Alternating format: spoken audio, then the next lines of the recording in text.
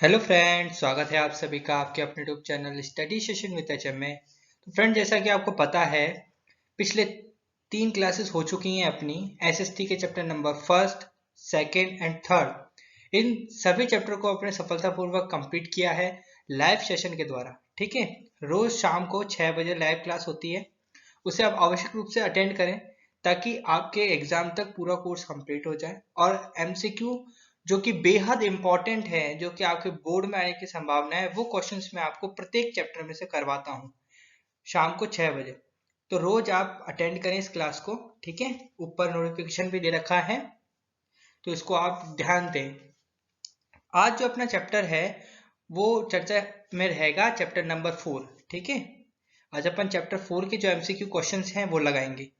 उससे पहले पिछले वाले वीडियो यानी वीडियो नंबर 3 में मेरे से कुछ बच्चों ने कमेंट करके पूछा कि सर, और संदेह बताया कि सर आप डेस्क वर्क क्यों नहीं सॉल्व करा रहे हो, मॉडल पेपर सॉल्व करवाओ और क्वेश्चन की जो संख्या है उसमें वृद्धि कीजिए। ठीक है, तो सबसे पहले मैं बताना चाहूंगा डेस्क वर्क के। तो डेस्क वर्क की ऐसी बात है कि यदि आप जो मैं क्वेश्चन बता रहा हूँ, अगर आप उनको कंप्लीट कर लेते हैं तो डेस्क वर्क के क्वेश्चन तो आप कर ही लेंगे। और कोई यदि डेस्क वर्क का कोई सवाल आ नहीं रहा है तो आप मुझे निसंदेह कमेंट कर सकते हैं किसी भी वीडियो पर, वो कमेंट मेरे तक पहुंच जाएगा और मैं उसका उत्तर दे दूंगा। पहली बात तो डेस्क वर्क की। फिर बात आती है मॉडल पेपर की कि सर मॉडल पेपर क्यों नहीं सॉल्व करा रहे हो। तो सॉल्व हमने मॉडल पेपर करा रखा है।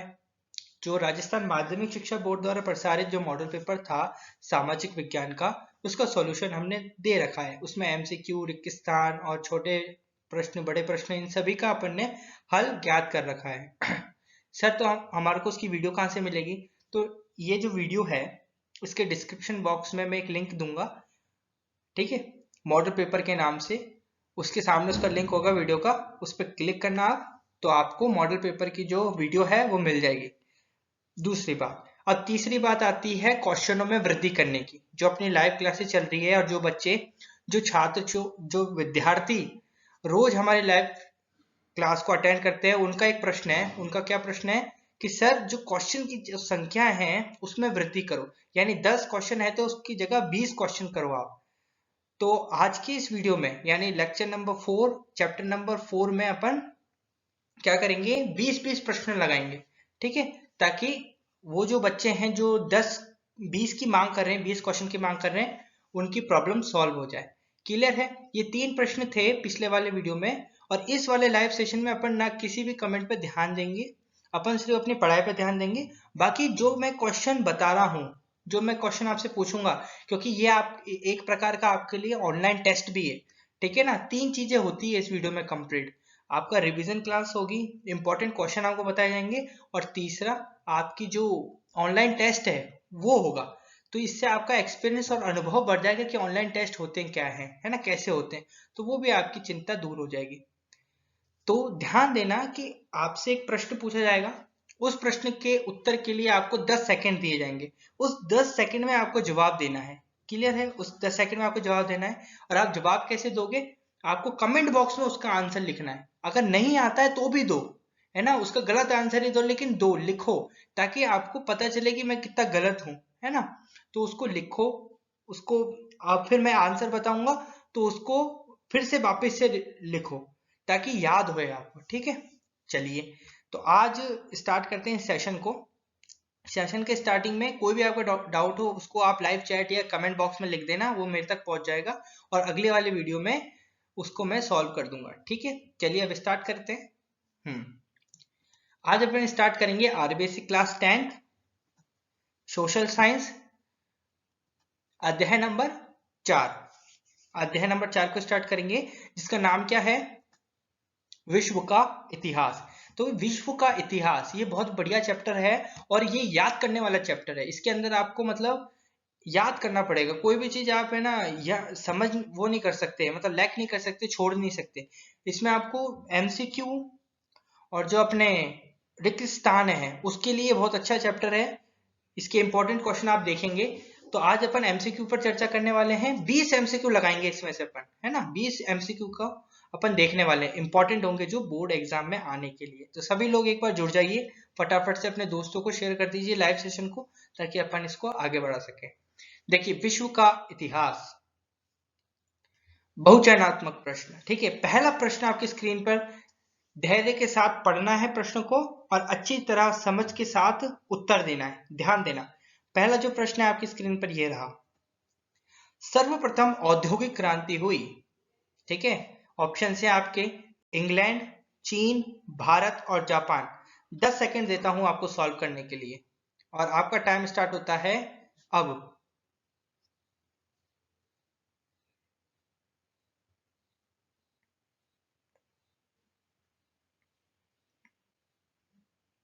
टाइम आप।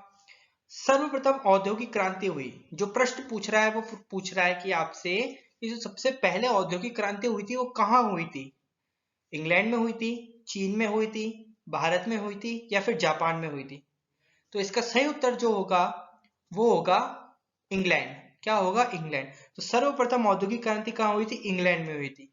ठीक है, क्यों हुई थी, किस कारण हुई थी, वो आप पूरा वीडियो देखेंगे ना तो आपको कहीं ना कहीं इसका उत्तर मिल ही जाएगा। ठीक है, समझ में आ गया? सर्वप्रथम औद्योगिक क्रांति कहाँ हुई थी? इंग्लैंड में हुई थी। जो भी बच्चे कमेंट लिख रहे हैं मेरी तरफ से उनको बेस्ट ऑफ लक है, ऑल दी बेस्ट है। एग्जाम में वो बहुत अच्छे नंबर लाने वाले हैं। और जो बच्चे नहीं लिख रहे हैं कमेंट बॉक्स में, मैं उनको प्रेरित करना चाहूंगा कि बच्चों लिखो, आप जितना आप लिखोगे उतना याद रहेगा आपको। ठीक है, तो सर्वप्रथम औद्योगिक क्रांति कहाँ हुई? इंग्लैंड में हुई थी। और जिसका प्रश्न गलत हुआ है कोई बात नहीं, घबराने की कोई बात नहीं है, डरने की कोई बात नहीं है। आप मेरे साथ चलते रहिए, आगे आगे धीरे धीरे चलते रहिए, सब कुछ हो जाएगा। ठीक है, अब सेकंड क्वेश्चन पे चलें क्या? चलिए, वो आपकी स्क्रीन पर ये रहा। लेक्चर्स ऑन इंडस्ट्रियल रेवोल्यूशन के रचयिता है, ऑप्शंस हैं जॉर्जेस मिशले, आर्नोल्ड टॉयनबी, कार्ड्रिक एंजिम और डेविस। इस प्रश्न को सॉल्व करने के लिए आपके पास 10 सेकेंड है और आपका टाइम स्टार्ट होता है अब।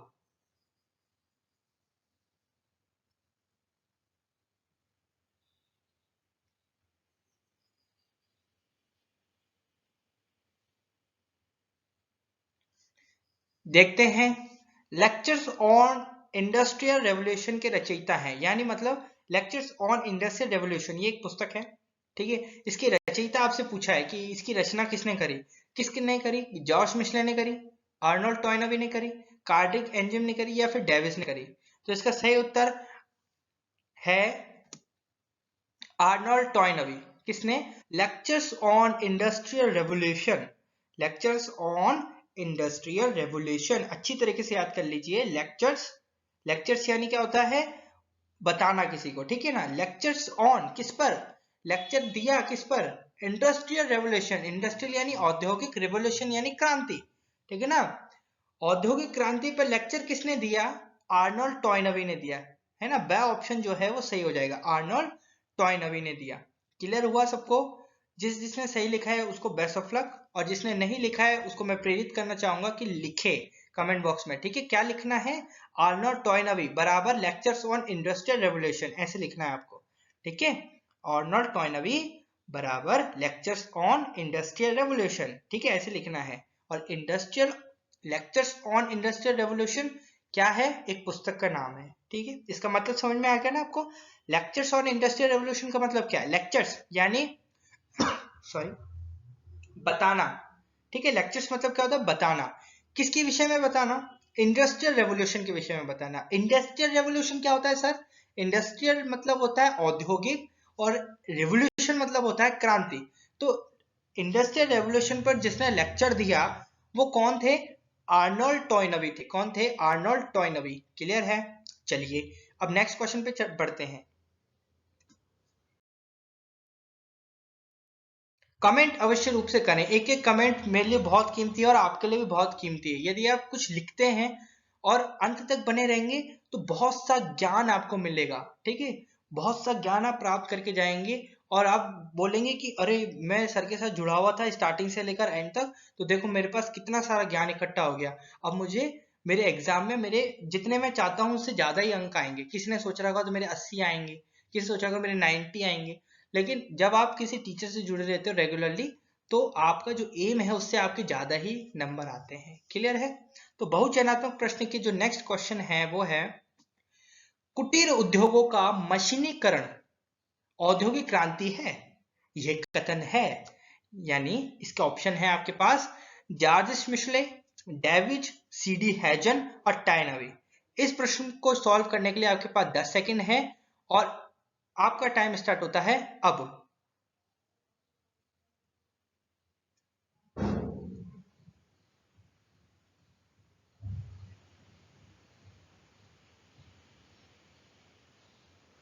चलिए टाइम अप। बहुत बढ़िया, मैं देख रहा हूं कमेंट।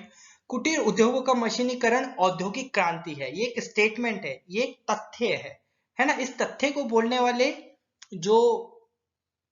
वाला जो व्यक्ति था उसके विषय में आपसे पूछा गया, कौन था, किसने कहा था जो कुटीर उद्योग हैं उनका मशीनीकरण ही औद्योगिक क्रांति है। तो पहले इसका उत्तर जान लेते क्या है। इसका उत्तर है स यानी सीडी हैजन। अब समझिए कुटीर उद्योगों का मशीनीकरण से क्या तात्पर्य है।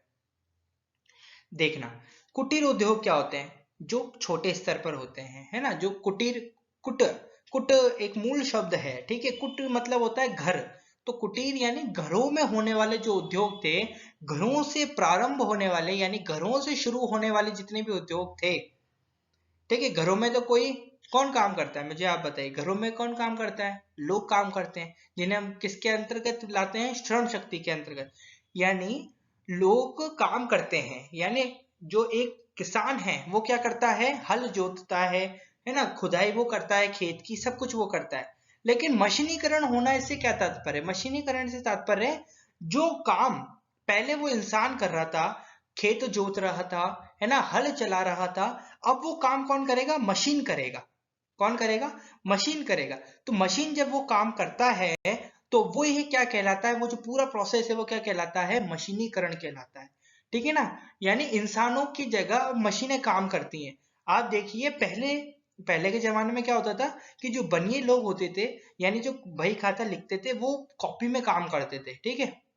आजकल क्या होता है, सब कुछ डिजिटल हो रहा है ना। कैसे डिजिटल हो रहा है कि सारा जो काम है अब कॉपी पोती रजिस्टर्स पे नहीं होता, अब किस पर होता है, वो सभी काम डिजिटल होता है, कंप्यूटर पे होता है। तो ये जो प्रोसेस होता है ये क्या कहलाता है, डिजिटलाइजेशन, है ना, आधुनिकीकरण। ये आधुनिकीकरण कहलाता है। उसी प्रकार से मशीनीकरण होता है, उसी प्रकार से क्या होता है, मशीनीकरण होता है। जहां पर पहले व्यक्ति काम करते थे अब वहां पर मशीनें काम करती, तो ये मशीनीकरण होता है। तो ये जो व्याख्या है, ये जो दर्शन है, किसने दिया था, यानी सीडी हैजन ने। सीडी हैजन ने क्या कहा कि जो कुटीर उद्योग है उनका जो मशीनीकरण है वही औद्योगिक क्रांति कहलाती है, वही क्या कहलाती है, औद्योगिक क्रांति कहलाती है। ठीक है, क्लियर है। चलिए अब नेक्स्ट क्वेश्चन पे पढ़ते हैं। सब लिखेंगे सीडी हैजन, कमेंट बॉक्स में लिखिए अभी की अभी। बिल्कुल सतर्क जागरूक होना है, अब एग्जाम दूर नहीं है, बहुत पास में ही है, ठीक है। तो सीडी हैजन लिखना है आपको, कमेंट बॉक्स में लिखो सीडी हैजन, सीडी हैजन, ठीक है। कुटीर उद्योगों का मशीनीकरण औद्योगिक क्रांति है, यह कथन किसने कहा, सीडी हैजन ने कहा। किसने कहा, सीडी हैजन ने। क्लियर है। अब बढ़ते हैं अपन क्वेश्चन नंबर 4 पर।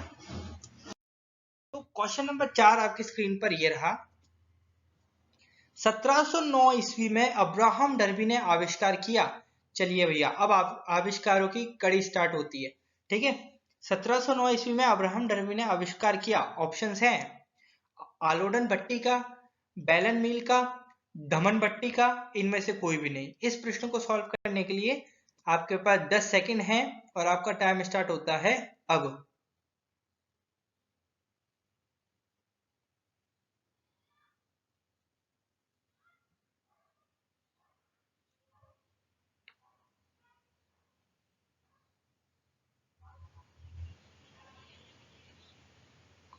Time up. चलिए पहले से आंसर दिख गया है तो कोई बात नहीं, लेकिन जिसने बिना देखे आंसर दिया है वो बहुत अच्छा है। तो 1709 ईस्वी में अब्राहम डर्बी ने किसका आविष्कार किया था, धमन भट्टी का आविष्कार किया था, ठीक है। धमन भट्टी का आविष्कार किसने किया था, अब्राहम डर्बी ने। कब किया था, 1709 ईस्वी में, ध्यान रहे, ठीक है। चलिए आगे बढ़ते हैं क्वेश्चन नंबर 5 पर। तो क्वेश्चन नंबर 5 आपकी स्क्रीन पर है। ढलवा लोहे से पिटवा लोहे का विकास किया। ऑप्शंस हैं डर्बी द्वितीय, अब्राहम डर्बी, हेनरी कोट और हेनरी बेसेमर। ध्यान दीजिए, अब्राहम डर्बी ने तो क्या विकास किया था, किसका आविष्कार किया था, धमन भट्टी का। तो इसमें से एक ऑप्शन तो हट ही जाता है कि अब्राहम डर्बी तो हो ही नहीं सकते। बचे 3 ऑप्शंस, डर्बी द्वितीय, हेनरी कोट और हेनरी बेसेमर। तो इनमें से आपको जवाब देना है। तो आपका समय स्टार्ट होता है अब।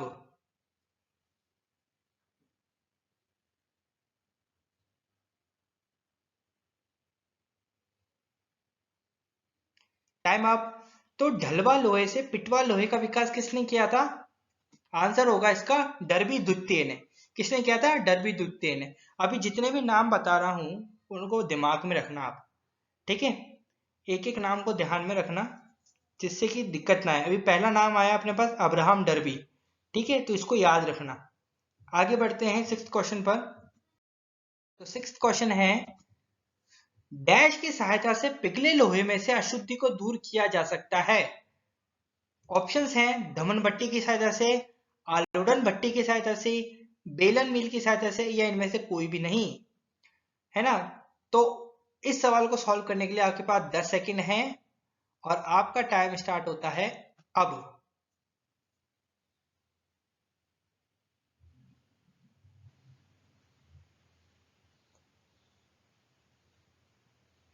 चलिए, बहुत अच्छा, बहुत से जवाब आ रहे हैं। डैश की सहायता से पिघले लोहे में से अशुद्धि को दूर किया जा सकता है, यानी आपसे पूछा गया है ऐसा कौन सा यंत्र है जिसकी सहायता से हम जो पिघला हुआ लोहा होता है ना उसमें से अशुद्धि दूर कर सकते हैं। तो आपके सामने 3 ऑप्शन हैं, धमन भट्टी है, आलोडन भट्टी है और बेलन मील है ना? धमन भट्टी का आविष्कार किसने किया था? अब्राहम डर्बी ने, अभी हमने देखा था, है ना? तो अब आपको बताना है कि किस भट्टी की सहायता से हम जो पिघला हुआ लोहा होता है ना उसमें से अशुद्धि दूर करते हैं। बताइए फटाफट। इसका सही उत्तर क्या होगा? आलोडन भट्टी, है ना? आलोडन भट्टी की सहायता से पिघले लोहे में से अशुद्धि को दूर किया जा सकता है, ठीक है? किसकी सहायता से? आलोडन भट्टी की सहायता से। ध्यान रखना, अब है आलोडन भट्टी। अब दूसरा नाम क्या है आपको याद रखना है? आलोडन भट्टी। धमन भट्टी आपको याद रखना है, धमन भट्टी का आविष्कार किसने किया? अब्राहम डर्बी ने किया, ठीक है? अब दूसरा आता है आलोडन भट्टी, तो इसको ध्यान रखना। अब नेक्स्ट क्वेश्चन है, आलोडन भट्टी की खोज की। मैंने अभी आपको बताया था आलोडन भट्टी याद रखना। जैसे दमन भट्टी जो थी उसका आविष्कार किसने किया था? अब्राहम डर्बी ने। तो उसी प्रकार आलोडन भट्टी जो थी उसका काम क्या है? जो पिघला हुआ लोहा होता है उसमें से अशुद्धि दूर करना। जो पिघला हुआ लोहा होता है उससे अशुद्धि दूर करना। तो तो उस आलोडन भट्टी की आविष्कार किसने किया था? बताइए, आलोडन भट्टी का आविष्कार किसने किया था? ऑप्शन है हेनरी कोट ने, हेनरी बेसेमर ने, अब्राहम डर्बी ने या डर्बी द्वितीय ने। बताइए। देखिए, अभी तक अपने पास क्या क्या आ गया? अब्राहम डर्बी का नाम हमने पढ़ लिया है, ठीक है? डर्बी द्वितीय का नाम भी हमने पढ़ लिया है, ठीक है? अब्राहम डर्बी ने धमन भट्टी के साथ वो विकास करा था, धमन भट्टी की विकास करा था, डर्बी द्वितीय ने अपना काम करा था। और हेनरी कोट और हेनरी बेसेमर, ये दो अभी व्यक्ति बाकी है, मतलब इन्हीं में से उत्तर होने वाला है। तो चुन के बताइए कौन सा उत्तर होगा। कमेंट बॉक्स में उत्तर लिखिए 10 सेकंड में, ठीक है? टाइम स्टार्ट होता है अब।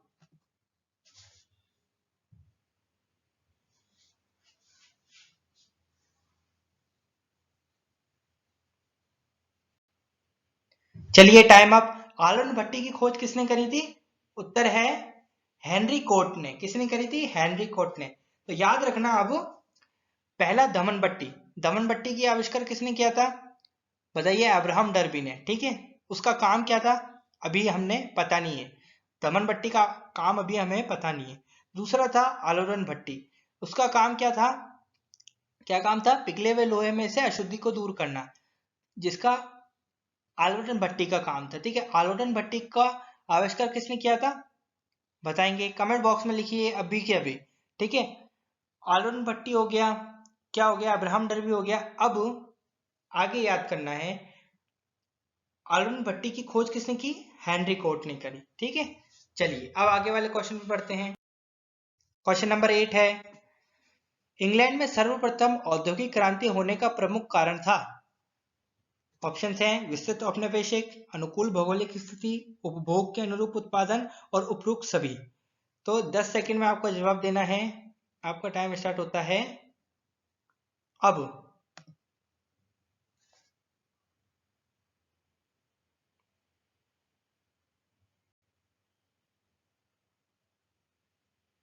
Time up. तो इसका उत्तर क्या हो जाएगा? सीधा सीधा द, यानी उपरोक्त सभी।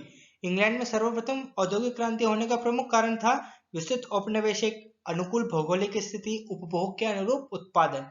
ये सभी कारण थे। अभी स्टार्टिंग में मैंने पहला पहला जो प्रश्न था वो पूछा था कि सर्वप्रथम औद्योगिक क्रांति कहाँ हुई थी, तो उसका जवाब था इंग्लैंड। ठीक है, इंग्लैंड में क्यों हुई मैंने आपसे पूछा था उस समय, तो उसका जवाब कहाँ है मिलेगा अपन को? क्वेश्चन नंबर 8 में। ठीक है, आगे बढ़ते हैं।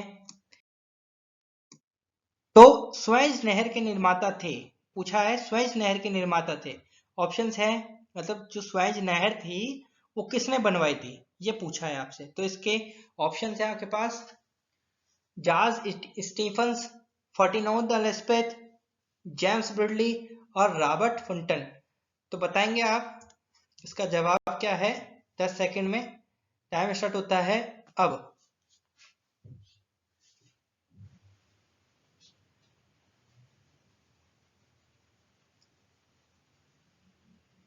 चलिए, स्वेज नहर के निर्माता कौन थे? फर्टिनों द लेस्पेथ, फर्टिनों द लेस्पेथ। ठीक है, स्वेज नहर बहुत इंपॉर्टेंट है, इसको याद रखना है आपको। ये आपको कहाँ मिलेगी? आपके पाठ्य पुस्तक में। पाठ्य पुस्तक में जो परिवहन एवं जो विश्व का इतिहास है, इसमें जो परिवहन एवं संचार का जो टॉपिक है उसमें आपको ये पूरा टॉपिक पढ़ना है आराम से, ताकि इसमें से संभावना है। ध्यान रखना, स्वेज नहर के जो है स्वेज नहर है और वहां पर और दूसरी भी नहरें दे रखी हैं आपको, तो वहां से सवाल जो उठने की संभावना है, प्रश्न उठने की संभावना है। तो उस टॉपिक को आप आज अभी पढ़ लेना है ना, वीडियो खत्म होते ही पढ़ लेना। तो जो बच्चा अभी तक जुड़ रखा है मेरे से उसको कॉन्ग्रेचुलेशन, क्योंकि वो अपने एग्जाम में बहुत अच्छे नंबर लाने वाला है। ठीक है, जो अभी तक रुका हुआ है, देख रहा है, एक एक बात को डिटेल से समझ रहा है, और 20 क्वेश्चन होने के बाद देखना कि चैप्टर नंबर 4 में उसको कोई भी एक भी प्रश्न नहीं ऐसा होगा कि उसको नहीं आता हो। ठीक है, और जो बच्चा अभी मैं आपको बताना चाहता हूँ जिसने अभी तक हमारी क्लास ज्वाइन नहीं करी है, क्लास नंबर फर्स्ट से लेकर सेकंड थर्ड जितनी भी हुई है अपनी क्लासेस, स्टार्टिंग से अभी नहीं लिए, तो निराश होने की आवश्यकता नहीं है। निराश होने की आवश्यकता नहीं है। 5 चैप्टर कंप्लीट होते ही, यानी इसके अगले वाला जो चैप्टर है लोकतंत्र, वो कंप्लीट होते ही अपन वापिस से एक और रिवीजन महाक्लास लेंगे। क्या लेंगे? महाक्लास। महाक्लास में क्या होगा सर? महाक्लास में होगा आपके चैप्टर नंबर फर्स्ट से लगाकर चैप्टर नंबर 5 जितने भी क्वेश्चन थे जो मैंने आपको बताए थे, उन सबका एक और बड़ी लाइव क्लास होगी, है ना, जिसमें आपको क्या होगा, उस बड़ी वाली लाइव क्लास में अपन क्या करेंगे, सारे के सारे क्वेश्चनों का एक बार वापिस से रिवीजन करेंगे, ऑनलाइन टेस्ट लेंगे वापिस से, ताकि जो बच्चों ने ली है क्लासेस उनके लिए तो रिवीजन हो जाएगा, और जिन बच्चों ने नहीं ली है उनके लिए वापिस से क्या हो जाएगा, उनको वापिस से पढ़ने को मिल जाएगा। ठीक है, तो स्वेज नहर के निर्माता कौन थे? फर्टिनों द लेस्पेथ। आगे बढ़ते हैं। नेक्स्ट है 1876 ईस्वी में ग्राहम बेल ने आविष्कार किया। बहुत ही सरल क्वेश्चन है। ऑप्शन है आपके पास टेलीफोन, बेलन मील, मोबाइल फोन और सीड ड्रिल। तो इसको सॉल्व करने के लिए आपके पास 10 सेकंड है और आपका टाइम स्टार्ट होता है अब।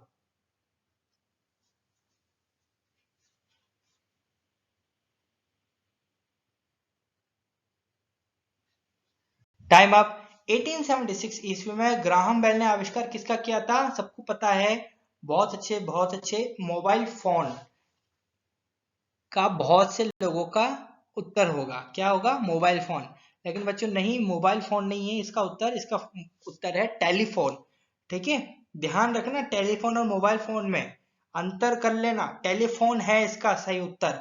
ठीक है, चलिए आगे बढ़िए। सब अपने कमेंट बॉक्स में लिखिए, लाइव चैट में लिखिए, सब फालतू की बातें नहीं लिखनी है, जो काम की बातें हैं वो लिखिए। ठीक है, चलिए आगे बढ़ते हैं।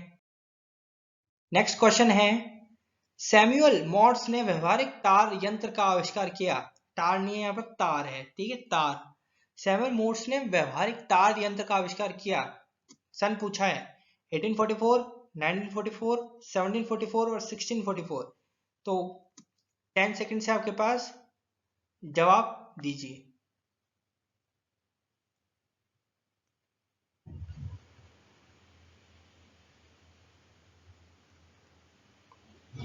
Time up. तो इसका सही उत्तर क्या हो जाएगा? 1844। ठीक है ना, 1844 में सैमुअल मार्स जो था ना अपना, सैमुअल मार्स, उसने क्या करा था? व्यवहारिक तार यंत्र का आविष्कार किया था। ठीक है, चलिए आगे बढ़ते हैं। नेक्स्ट क्वेश्चन है जॉन के द्वारा, क्वेश्चन नंबर 12। जॉन के एक वैज्ञानिक का नाम है। ठीक है, जॉन के पूरा एक वैज्ञानिक है। उसके द्वारा फ्लाइंग शटल लूम की खोज की गई थी। कब की गई थी? 1760 में, 65 में, 1779 में, 1733 में या 1787 में? जवाब दीजिए। 10 सेकंड है आपके पास और टाइम स्टार्ट होता है अब।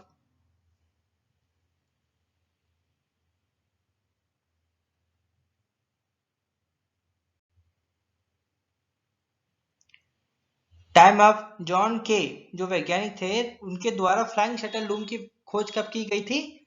1733 ईस्वी में। ठीक है, नेक्स्ट जो क्वेश्चन है, आपके जितने भी डाउट है उनको लाइव चैट में लिख दीजिए, कमेंट बॉक्स में लिख दीजिए, उसका निश्चित तौर पर आपको जवाब अगली वीडियो में दे दिया जाएगा। ठीक है, अभी अपन सिर्फ फोकस कर रहे हैं अपने पढ़ाई पर। है वाटर फ्रेम का आविष्कार 1769 ईस्वी में किया किसने?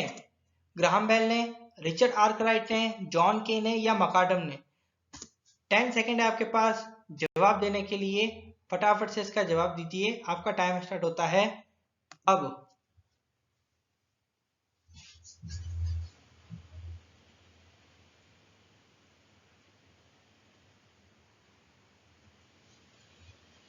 चलिए टाइम अप।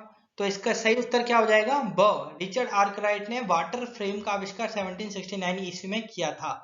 ठीक है, आपको क्वेश्चन में से क्वेश्चन निकालना है। ठीक है, क्वेश्चन में से क्वेश्चन निकालना है। जैसे वाटर फ्रेम का आविष्कार किसने और कब करा?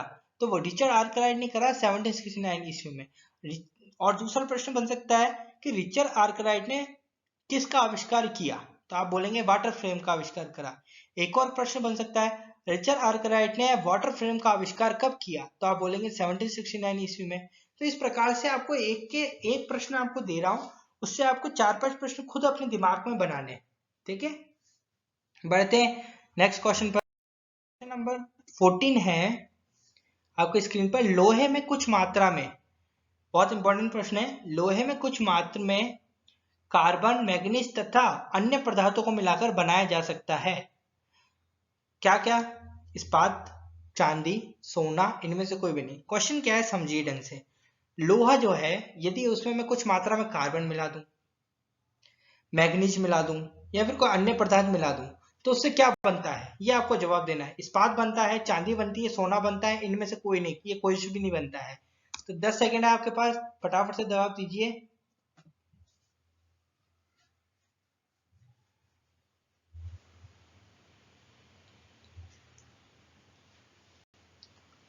चलिए टाइम अप। लोहे में कुछ यदि मात्रा में हम कार्बन, मैग्नीज तथा अन्य पदार्थ को मिलाते हैं तो जो पदार्थ बनता है वो क्या बनता है? इस्पात। बहुत ही सरल क्वेश्चन था, जिसने इसका जवाब सही दिया है बहुत अच्छे, बहुत बढ़िया, गुड बेटा, एक्सलेंट। चलिए आगे बढ़ते हैं। क्वेश्चन नंबर 15 है निम्न में से किस प्रक्रिया से ढलवा लोहे से सीधा इस्पात तैयार किया जाता है? इस्पात समझ लिया आपने क्या होता है? क्या होता है इस्पात? जब हम लोहे में कुछ मात्रा में कार्बन, मैग्नीज या फिर कोई अन्य पदार्थ मिलाते हैं तो इस्पात बनता है। ठीक है ना, तो यहाँ पे बोला है कि जो ढलवा लोहा होता है उससे सीधा इस्पात तैयार किया जाता है किस प्रक्रिया द्वारा? ऑप्शंस हैं अमोनीकरण, बेसेमर, प्रकाश संश्लेषण और या वाष्पीकरण। तो उत्तर दीजिए, 10 सेकंड है, फटाफट से।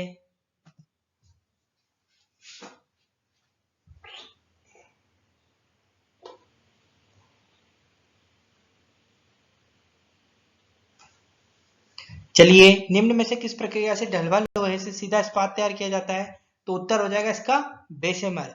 ठीक है ना, क्या हो जाएगा? बेसेमर। बहुत बढ़िया, जिसने भी उत्तर ढंग का दिया है उसको, और जिसको प्रश्न आता है उसके लिए बहुत बधाइयां। आगे बढ़ते हैं।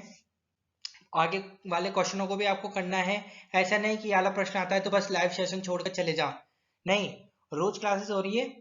6 नहीं तो 7 ये उसी दिन हो जाएगी, है ना। 6 बजे यदि आपको लाइव क्लास नहीं मिले तो 7, 7:30 बजे तक आपको अटेंड मिल ही जाएगी लाइव क्लास, लेकिन आपको अटेंड करनी है उस लाइव क्लास को। ठीक है, तो आगे बढ़ते हैं। है आपकी स्क्रीन पर औद्योगिक क्रांति क्रांति से होने वाले परिवर्तन, है ना। यदि किसी स्थान पर औद्योगिक क्रांति हुई है तो वहां पर क्या क्या परिवर्तन होंगे उसके बाद। पहला, शक्तिशाली यंत्रों का प्रयोग बढ़ जाएगा, बैंकिंग पद्धति का विकास हो जाएगा, संगठित व्यापार तंत्र का विकास हो जाएगा, या उपरोक्त सभी। ये 4 ऑप्शन हैं। उत्तर दीजिए, 10 सेकंड का आपके पास समय है, फटाफट से।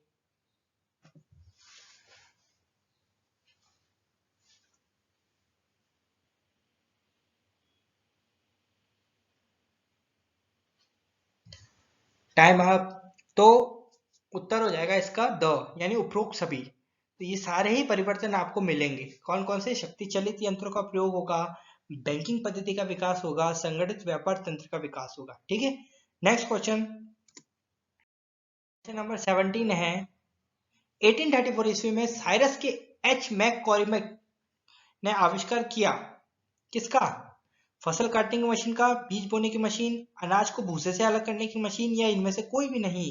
तो उत्तर देना है आपको 10 सेकंड में, फटाफट देंगे। बहुत अच्छे बच्चे हैं, लाइव सेशन में सार्थक कमेंट करेंगे तो भविष्य उज्जवल होगा बिल्कुल।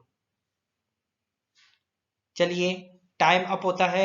1894 में जो वैज्ञानिक थे साइरस के एच मैककॉर्मिक, बहुत बड़ा नाम है, साइरस के एच मैककॉर्मिक।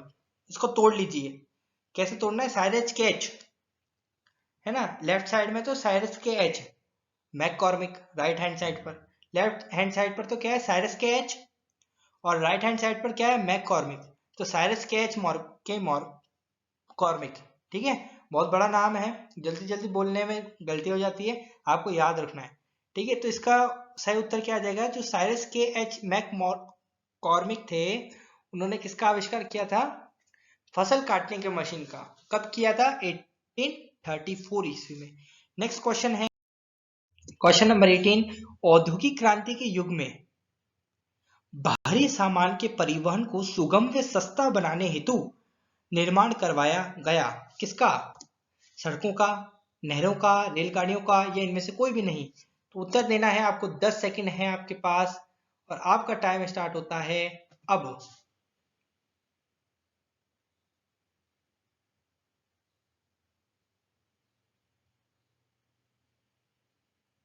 चलिए, टाइम खत्म और पैसा हजम। बताइए फटाफट से। नहरों का, किसका? नहरों का निर्माण करवाया था औद्योगिक क्रांति के जो भारी सामान था। जब औद्योगिक क्रांति का युग प्रारंभ हुआ तो बहुत से परिवर्तन हुए। उनमें से एक परिवर्तन था, भारी सामानों का आना जाना बहुत था, तो उसके लिए जो किसका निर्माण करवाया गया? नहरों का निर्माण करवाया गया। ठीक है, तो जिसका क्वेश्चन सही है उसको बहुत अच्छा। और जिसने कमेंट कर रहे हैं, मैं लगातार बोल रहा हूँ, जो जो कमेंट कर रहा है उसके एग्जाम में बहुत अच्छे अच्छे नंबर आने वाले हैं, क्योंकि वो बच्चा लिख रहा है अपने दिमाग से, पूरा मेंटेन बैठा हुआ है वो, कि भाई हाँ, जो सर कह रहे हैं उसको सुन रहा हूँ मैं और उसको लिख रहा हूँ, तो उसके अभी के अभी बैठने वाला है दिमाग में। चलिए बच्चा लो, आपने बोला था 20 प्रश्न लाना, मैं 20 प्रश्न लाया हूँ, तो 1 लाइक तो बनता ही है। ठीक है बच्चों, लाइक जरूर किया करें वीडियो को, ताकि मनोबल बढ़ता है, तो आपके लिए ऐसी और अच्छी अच्छी प्रगति वाली वीडियो लाएं। ठीक है, और इन वीडियो को बनाने में बहुत मेहनत लगती है, ये भी आप समझते हैं। आगे बढ़ते हैं। 19वां प्रश्न है, रॉबर्ट बैकबेल ने भेड़ों और डैश की नस्ल सुधारने के लिए प्रयोग प्रारंभ किए। भेड़ों और, बताइए, गायों की, कुत्तों की, या मछलियों की, सुअरों की? बताइए, आपके पास 10 सेकंड है, आपको जवाब देना है। टाइम स्टार्ट होता है अब।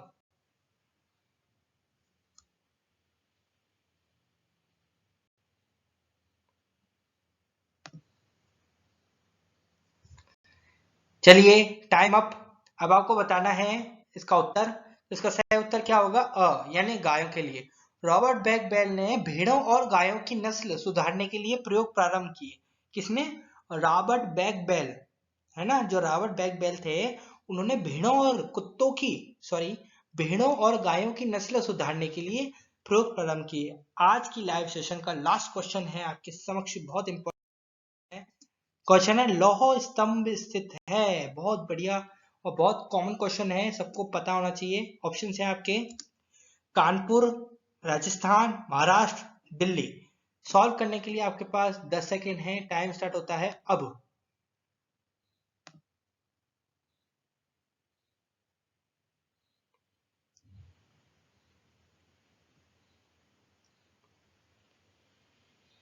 Time up. लौ स्तंभ स्थित है कहाँ पर? दिल्ली में। तो बच्चों आज का इस लाइव सेशन में अपन ने 20 क्वेश्चन का एम रखा था, ठीक है।